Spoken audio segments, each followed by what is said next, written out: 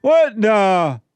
Let me go to Joe out of Ohio. I just called in today to talk to you. I was at the Trump rally on Saturday with my wife, and I just called to talk to you about that a little bit today. Absolutely. Thank you. Yeah, we were just about 3 rows back, about 10 or 12 feet from where Mr. Trump was speaking. Really? We had VIP seating. We came in through Secret Service. But I will say the rally did seem a little disorganized because there was quite a few people piling in there, even into the VIP section. But as the shots began to ring out, everybody started yelling to get down. And so I had my wife with me, and I had her get down, and then I ended up getting on top of her to protect her and try to shield her head from the gunfire. And then we looked over, and we saw the gentleman that got shot in the head. And he was Really? killed. Yeah, it was crazy. It was one of those moments, once I realized how serious it was after the reality of what was really happening. I didn't notice that Trump got shot at first, and then as I kind of lifted my head up, I looked towards the stage and realized he was on the ground. Wow. And the one thing that was alarming is this DEI, where they had these smaller women there trying to protect him, and even the Secret Service agent that was near our section, because we were near the senators and the congressmen and were right next to us.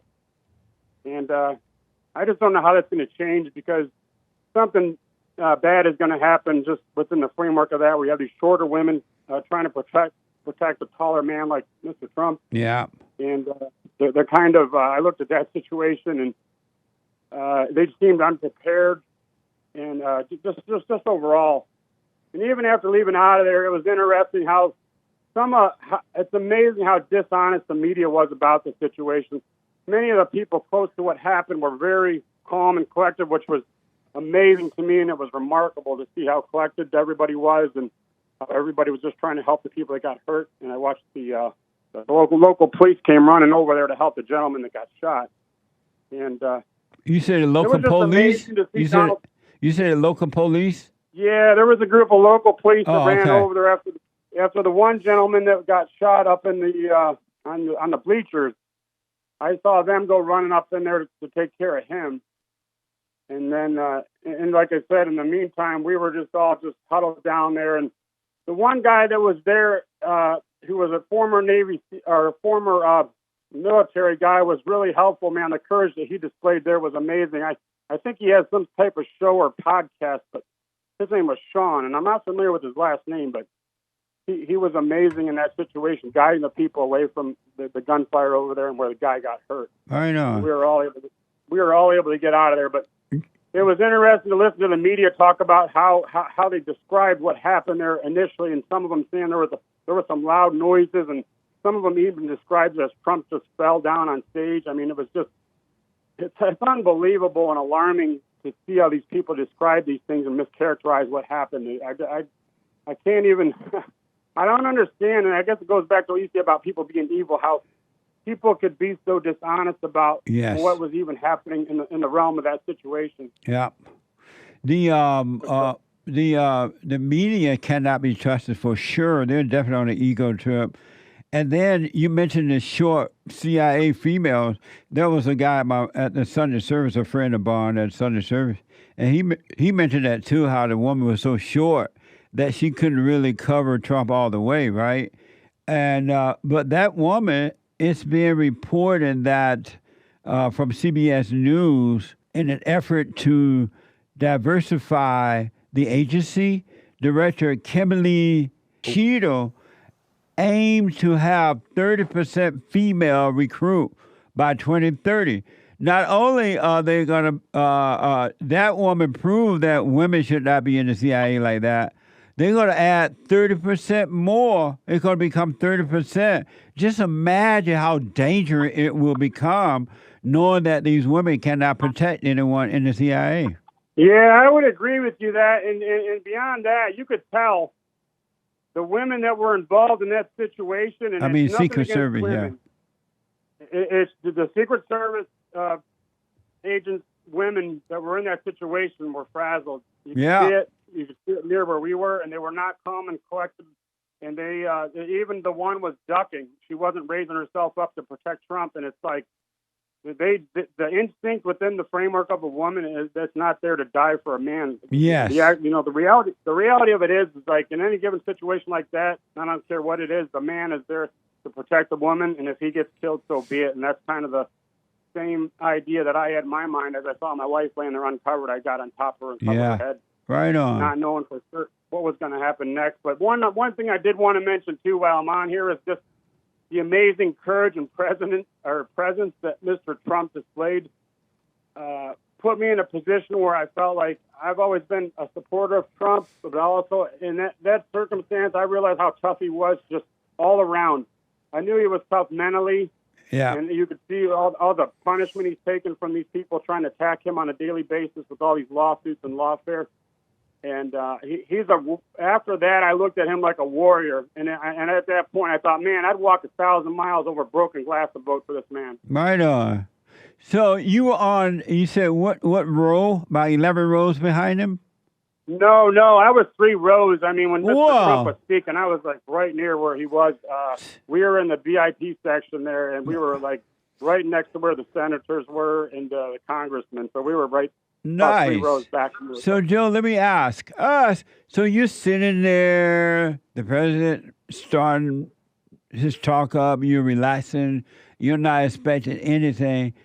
What's the first thing that goes through your mind when you hear the shots or you saw the president grab his ear or people, they were saying, go down? What is going through your mind right away? Right away, it was kind of surreal. Like you can't really believe what's transpiring, and you can't believe what's happening. And at first, what I thought was somebody was up in the bleacher section with a pistol because it sounded like a 22 was being shot. It didn't seem like anything powerful, so I just thought, wow, I think there might be a radical up there that maybe somehow got a pistol in here and started shooting people in where the guy got shot in the head in the bleachers. Right.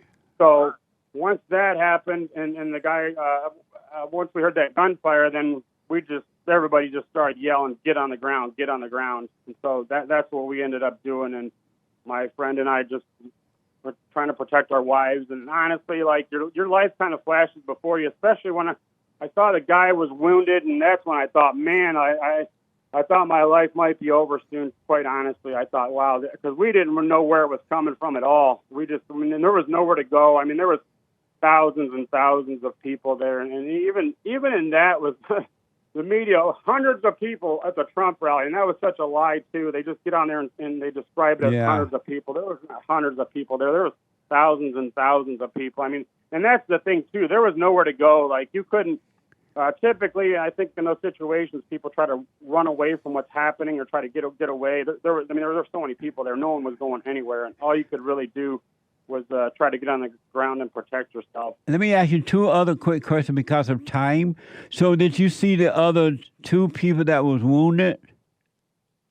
No, the only person that we saw was the guy. We were near the bleachers there, but we also did see when just before Trump got on, we did see the sniper that actually shot the perpetrator there. We saw those snipers get up there and get set up on top of the roof right behind the flags, right where Mr. Trump came out.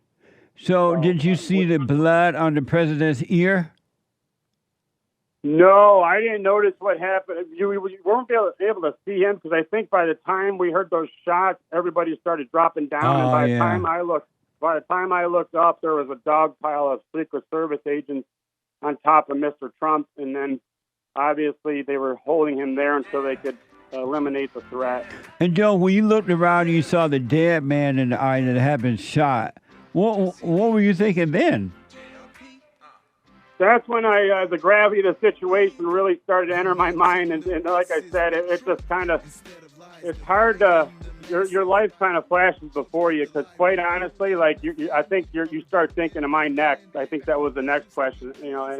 Am I next? Is there some way I can try to protect my wife in a situation? And I think as a man, the whole concept of when you marry a woman, you're there to provide and protect. Yeah. And to the death. Like, you marry a woman and you pledge your life to her. And sadly, in today's world, not many people take it that seriously. Right. Joe, I'm sorry I didn't get to you sooner. It was an amazing call. Will you call me again?